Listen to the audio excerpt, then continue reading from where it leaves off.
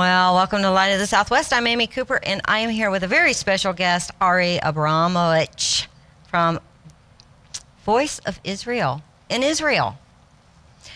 Ari, the last time I saw you was like over 3 years ago, and I sat in your sukkah when I went over with the crew. That was really great. Now, though, you have come to the United States. I don't know what all you're doing, but one of the things you did was you teamed up with Sandra Barris at a CFOIC event in Amarillo, where she's teaching on Shabbat. And you kind of parlayed that into things, but that's how we got you here. That's right. My dear friend Mike Isley, who I've known for many years, actually through GLC. I don't know if you know that, but he was on a tour, and that's how we met. And he was doing this event, and he came to Israel, and he said, I really want you to come to share what happened in Gaza, in the war in Gaza. And I said, let's do it. So it's literally just in and out. That's what it was. But it was a fantastic experience, and your parents received a very well-deserved award of the shofar, which I think is representative of what they do in the world, you know, pronouncing a very clear and unambiguous truth that it was good to see good people getting the recognition that they deserve. So you came only for that event? Yeah, wow. My grandmother is in Houston, and she's up there in the 90s. So it was an opportunity for me to come and visit her as well. Okay. And I'm doing a daily radio program on Voice of Israel Media Network in Jerusalem. So I couldn't really do a whole speaking tour. Back in the day, I would have said, let's make a 6-week cross-country speaking tour out of it. But now it's literally just coming here and doing this and returning. Yeah, I have heard a couple of your broadcasts, because you and Jeremy are very good about sending those out on email. So, okay, for those of us who were not able to get to Amarillo last night to this event, I hear you did a really great job of tying in somehow Shabbat with the war. Well, I called Mike. How do you do that? I called Mike, and I said, what would you like me to address? He said, well, it's going to be a Shabbat simulation, which, by the way, is worth discussing as to why that would be even relevant or important to do. I was like, a Shabbat simulation on a Sunday for Christians? What's going on? But it was really beautiful, and there was so much thirst and interest, and it had like a little taste of a real Shabbat. And he said, and also share what happened in Gaza. And immediately, like, they really started coming together for me. For me, I just gave my life story a little bit, and I'm not going to just give a frontal lecture to you now for hours, but I was born on a humid day in November 1979 in Houston, Texas. I'm not really going to go into that, but I wasn't an observant Jew growing up. You know, my parents didn't have the education, they didn't have the knowledge, but they had the will, and they sent me to a Jewish day school to get a Jewish education. And I don't think they realized what would come from that.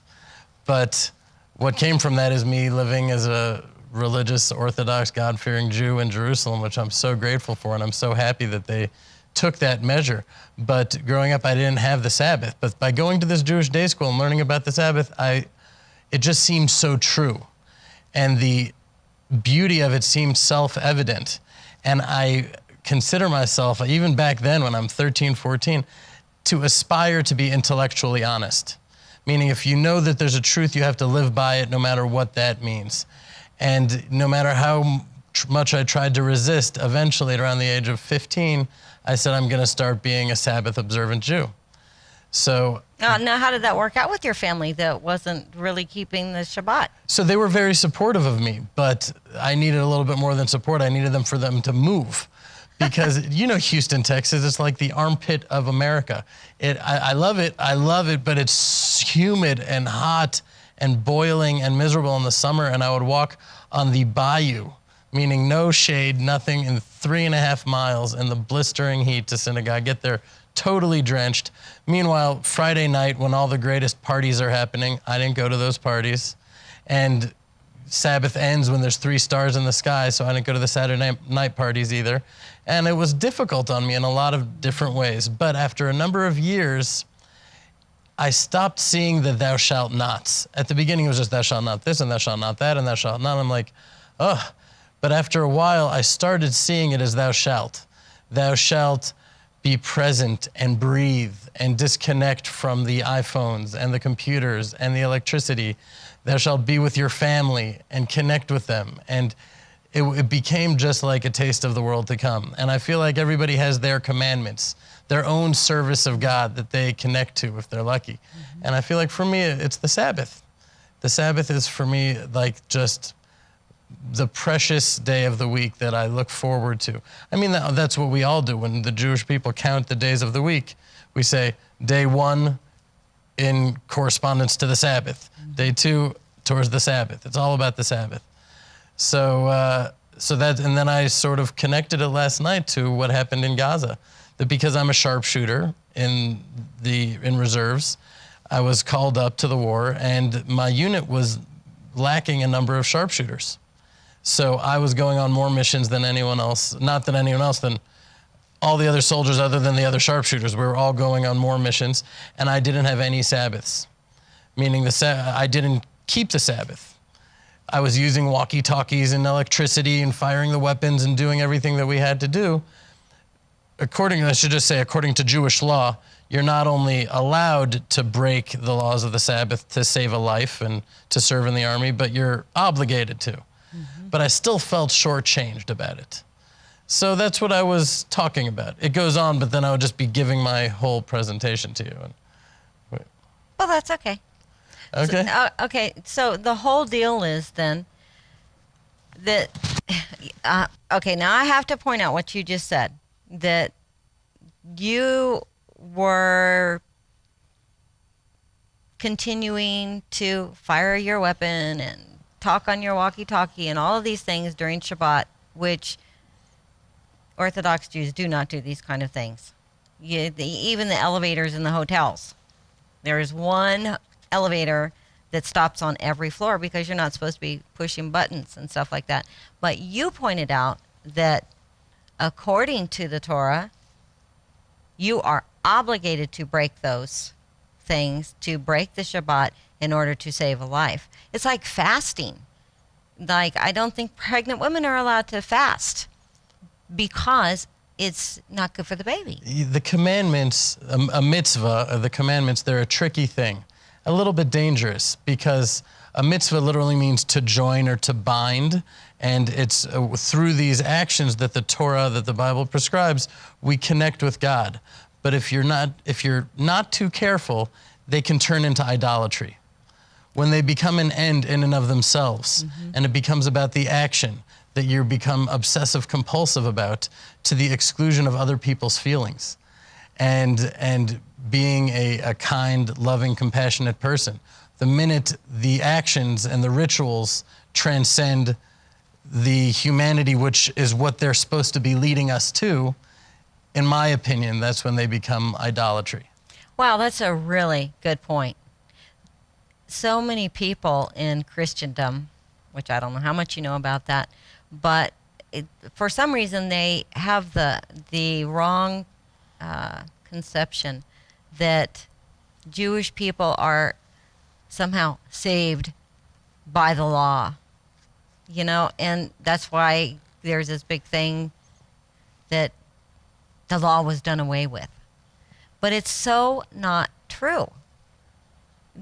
Even within Judaism, they don't sit there and think, well, if I do this and I do that and I do this and I do that, I'm good to go with God. No. Well, you know, it depends. The way I look at it is there's exile way of thinking. And what does exile mean? That the Jewish people, when we're spread around the world, it's like a fish on a riverbank flopping around outside the river, and we've been there for so long that you actually forget, I'm a fish and my natural habitat is in the water. And when we're in the exile, that's what it is. But when we're returning to Israel, we're starting to return to ourselves and to see a more comprehensive, holistic understanding of our own identity. So when I keep the commandments, I never think about heaven or getting into heaven. If God doesn't want to bring me into heaven, he has my blessing. I trust him fully. If that's not the place for me, then don't take. For me, the fear of not keeping the commandments or violating them is distancing myself from God, is the relationship that's severed, the trust that's severed. And that's really what halakha, Jewish law, halakha means the pathway, meaning it's a pathway to walk on, to help us be on the route with which we can really connect to our Creator. So most Jews that I know are not consumed with heaven or hell or where we're going. It's just about right now. And I feel like God grants us perception. And when I am walking in a faithful manner before him, the perception that he grants me is one where I'm constantly conscious of his orchestration of everything that happens in my life. And I don't have fear and I don't have anxiety, and I just see goodness even where otherwise I may not see goodness, but because he's giving me the eyes to see it with. So that's why it's like any loving relationship with anyone. That's what it's like for me, at least, yeah. That's pretty awesome, actually. So how did you wind up in Israel then, if you're a Houston boy? And by the way, when you said that you were born on a humid day in Houston, it's like, are there any non-humid days? In Houston, right. Oh. So I was high school. I was at Houston. My parents sent me to this. At a certain point in the 9th grade, I wanted to go to public school because I had four guys in my class. But they said, no, you're going to go to this Jewish day school. And when I graduated the high school, I went to Israel for what was supposed to be 9 months. But after just a couple weeks there, I knew that I was there to stay, that there's no way I was going to leave. Just something happened in my heart. And the story I tell is about the can of Coca-Cola that I was looking at, and I couldn't take my eyes off this can of Coca-Cola. And I realized that my whole life learning Hebrew was black and white. It was like an antiquated, dead language like Latin of zero relevance. And now it's like on a can of Coca-Cola.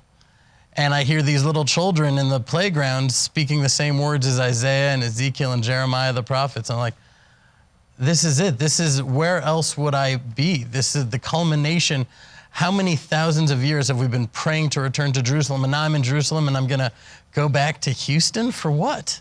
For what? I mean, listen, I love Texas. I love America. I'm a patriot, but Israel is the home of my soul, so I just decided to stay. Did you immediately get in line with serving in the IDF or what? I wanted to, but my Hebrew wasn't good enough. So I enrolled in an absorption center. Now, as you know, one of the great miracles of our times is the ingathering of the exiles. I don't know how people could even look at what's happening in Israel and somehow market to themselves that there's not a creator and that the Bible is not true, because when is there any precedent for people to be dispersed throughout the world and then to return to their homeland after 2,000 years, as the Bible says? Mm-hmm. I mean, there's this ingathering of Jews from all over the world, different countries, so there's different absorption centers. So I accidentally applied for an Ethiopian absorption center, not realizing it was an Ethiopian absorption center. And they accepted me, of course, thinking I'm Ethiopian, because why else would I be applying? So it was me and 50 Ethiopians. And you stood out like a sore thumb? The white sheep, is how I say it. But it was fantastic. It was the best way I could have started, because they are the happiest of all of the ingathered exiles. Just a pleasant, joyful disposition. And I think it's because they recognize, partially at least, that Israel is the only country in the history of the world to bring in blacks not to be slaves but to be brothers. They're not like economic contribution. There's no ulterior motive for us to bring them. We bring them home because they're our family, they're our brothers. And it was just a very great way for me to start. And then I joined the Israeli army, and I was in the Golani infantry brigades. And that was challenging, very challenging, but very rewarding. No, okay, well, you have to talk to me about what it was like to be in the Golani when your family is stateside. It was challenging, but I was so overwhelmed with gratitude and excitement to be there that the challenges didn't seem like such a big deal. It was just, it was interesting because a lot of my fellow soldiers who were Israeli were like, "Ma, Shuga, you volunteered for this? What, are you crazy?" And I couldn't understand why they didn't have the same excitement about it that I did. And I remember my commander told me, he said, "Don't judge. Think about the Jews that left Egypt. When they left Egypt and went into the desert, how did they get their food? You know the answer. That manna came down from heaven." He said, "So if you were born in Egypt and then you went into the desert and you saw the manna fall from heaven, that's a miracle. But if you're born in the desert, that's just the way your food comes. That's just nature." He said, "You were born in Texas. You see the miracle of Israel and you have a perspective on this place that they don't have." And so for me, I was serving in the first Jewish army since the times of King David. How could I not just overwhelmingly celebrate such a fortunate turn of events? And my Hebrew still wasn't so good. I mean, the famous story is my first day in the army. I walk in and all the soldiers are looking down at the ground. We can't even look our commanders in the eye. And I walked in late. So they looked at me like, "How could you be late?" And the commander was... And I wanted to say, "I'm sorry that I'm late. Slicha sha'ani me'uchar." But I accidentally said, "Slicha sha'ani mechoar." I'm sorry that I'm ugly. So they all laughed like that, like, what can you do? That's the way the cookie crumbles sometimes, To this day, this is why you have a TV show and I have a radio show, because I have the perfect face for radio. Yeah. Actually, Ari, I would have never... thought about it the way that your commander told you. Look at it this way. Look at it this way. You do have a totally different perspective, which is why I would guess that God has led you down the path that you've gone down. Yeah, especially with Voice of Israel. I said to him, I was like, I don't know. I feel like if my food came as honey fried pancakes falling out of the sky, I would see a miracle there. And he said, "Really? Have you ever eaten an apple?" And I said, "Sure I have." He said, "Well, until an apple is ready to be eaten, it's small and it's green and it's tart and it's inedible. You can't eat it. Then once it's prepared and it's ready for a human being to consume, beautiful color and shape rushes into it. It's full of nutrients and vitamins and minerals. This apple is such a miraculous creation of God, but because it's just part of nature, we don't see that. We don't see the miracle in that apple." And I realized that we're surrounded by miracles, and the fact is that the state of Israel is a miracle. I realized that my first day in the army, because I got into the Golani infantry brigades. This is Golani. This is like what's the word? It's a part of Israeli society. It's like, and it's just a bunch of kids. It was like 19. My head officer in charge of battalion is like 21. It's like, where are the grown-ups? And then you look around Israel and it's 23 Arab countries and 57 Muslim countries. And it's just, we're this tiny little country. Every day that goes by is a miracle of God. I mean, the 67 war, they don't even study the 6-day war in West Point. And they study wars there. It's a military college. Oh, yeah. They say, we study wars here, not miracles. That's why. So like, Israel is a practice in having the eyes to see miracles all around you. Okay, so you know what? You just said something else that I'd never really thought about. Because, yes, it is an absolute miracle that after 2,000 years, boom, the state of Israel is formed again, and God starts bringing the Jewish people home.